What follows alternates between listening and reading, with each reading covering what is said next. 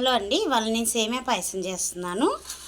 సేమియా పాయసం చాలా బాగా చేస్తానండి. అంటే నా స్టైల్లో నేను బాగా చేసుకుంటానండి. అందరూ బాగా చేయరని కాదు, ఎవరి స్టైల్ వాళ్ళకు ఉంటుంది కదా. నా స్టైల్లో దాంట్లో కావాల్సినవి అండి సేమియాలు. పాలు కాగబెట్టుకుంటున్నానండి. పాలు కాగి చల్లారాలి కదా. జీడిపప్పు, కిస్మిస్, బాదం పప్పు, ఒక 5 యాలకులండి.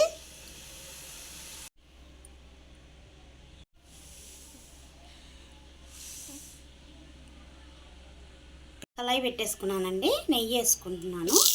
సేమియాలు వేయించుకున్నాం. ఇప్పుడు పావు కేజీ సేమియా దాకా తీసుకున్నానండి. పావు కేజీ కొంచెం తక్కువ, 150 గ్రాములు ఉంటాయండి. సేమియాలు బాగా గోల్డ్ కలర్ వచ్చేదాకా ఫ్రై చేసుకోవాలండి. సేమియా ఎంత ఏగితే అంత బాగుంటుందండి పాయసం. దగ్గర ఒక 10 నిమిషాల పాటు సిమ్లో పెట్టుకొని వేయించుకోవాలండి. హై ఫ్లేమ్లో పెట్టుకుంటే సేమియాలు మాడిపోతాయి. సిమ్లో పెట్టుకొని బాగా ఫ్రై చేసుకోవాలి.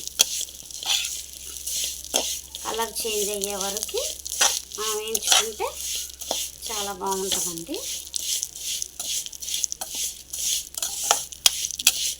సేమియాలు ఇలా ఈ కలర్ వచ్చినాయి కదండి, చూసారా? కలర్ ఇంకా చేంజ్ అయినాయి కదా.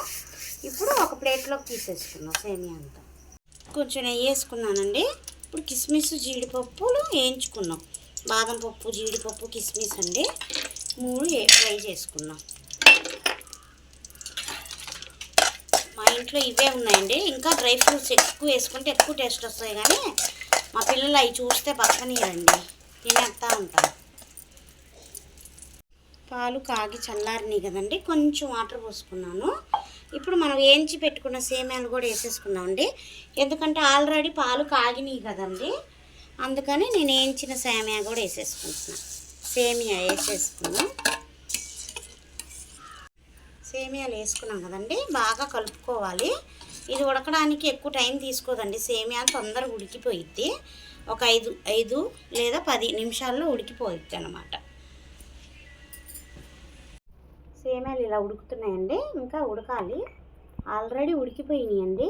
ఇప్పుడు మనం ఇలా ఉండంగా పంచదార వేసేసుకోవచ్చు, కానీ ఇంకొక 2 నిమిషాలు నేను ఉడకబెట్టేసుకుంటాను.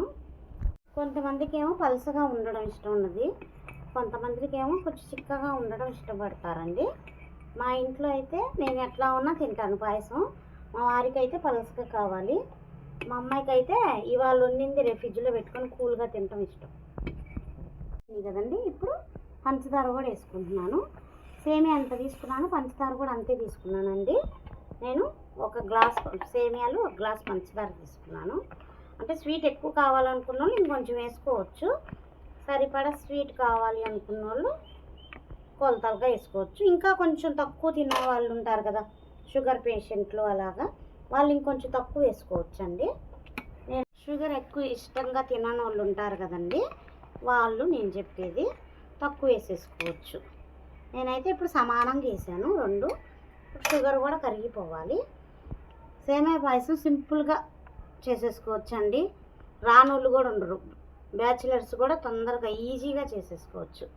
సేమియా పాయసం చేయాలి కానీ బాగా టేస్ట్గా ఉంటుందండి, కుదరాలే కానీ.